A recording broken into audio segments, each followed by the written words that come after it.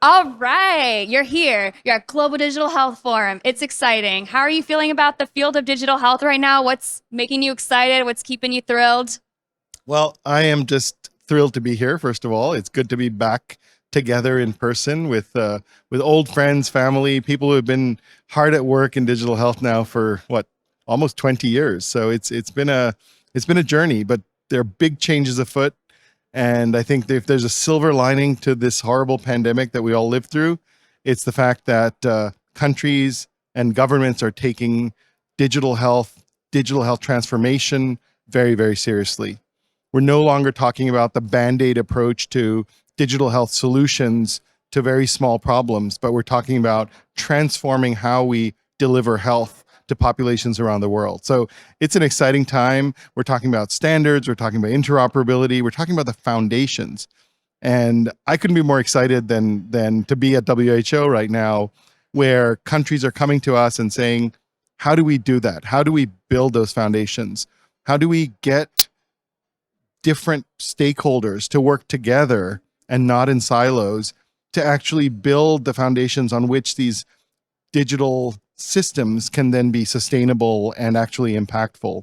So one of the things I'm most excited about being here at this conference is over the last few months, we've been putting together, and in the new year, we'll be launching the Global Initiative on Digital Health, GIDH, which we affectionately call GUIDE. And learning from successes and challenges that we had with similar coordination mechanisms like DICE during the pandemic, which looked to converge activity on the ground at the country level to say, how can we be all pulling in the same direction towards something that the countries want and that the countries will benefit for? And so with GUIDE, what we're trying to do is say, can we first of all bring together the efforts that are happening at a global level and bring some convergence to that space to say, can we defragment some of the activities that are happening to make sure that we're listening to countries, right? Countries are very clear in what they're asking for. They want support in identifying the governance, the architecture, the policies, the enabling environment that we keep talking about that is necessary for digital health to succeed. But how do we actually build that? What are the templates? What are the blueprints that countries can use to get to that endpoint? So that's one. And the second is, about 6 years ago, we launched these principles for donor alignment, because we know there's a lot of enthusiasm to support financially the use of technology and innovation to solve persistent global health problems. But how do we get these donors to be listening and hearing what countries are asking for, and then converging their financial resources in a way that not just builds those projects, but also contributes back to the solid foundation on which these systems are built? I think that was actually one of the requests that came from one of the keynote panels that we had earlier, with a lot of country governments asking for interoperability really between donors and alignment and coordination of funds in that direction as well. So that's great. And his guide that you mentioned, is it more of a static sort of framework documentation templates, or is it also in partnership with activities or groups to actually support those coordination? So it's two, I would say, two tracks. One track is really looking at supporting countries to make sure that governments can be in the driver's seat of digital transformation.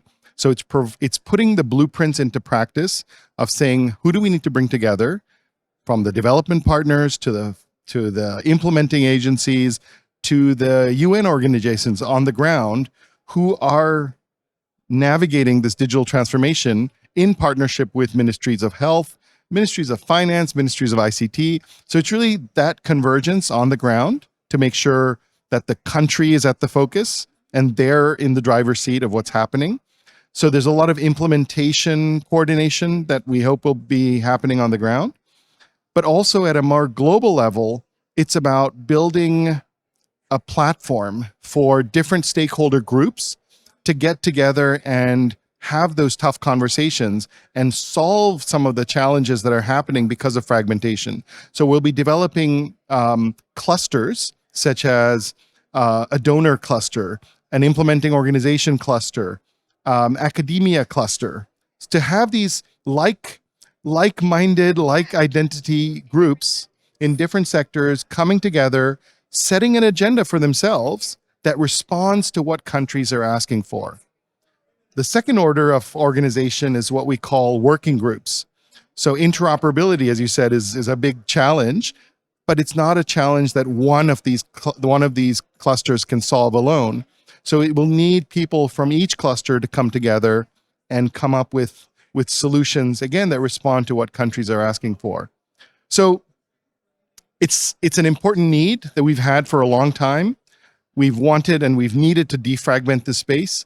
And this year, the G20 process came together and said, we're very supportive of WHO taking the lead, working with UN colleagues to really make this happen. And so we're delighted to be working with UNICEF, with ITU, with UNDP, with many other organizations to really say, let's be ambitious, because now is the time that we need to do this. There's no longer the resourcing excess that we can sort of spend freely and hope something good happens.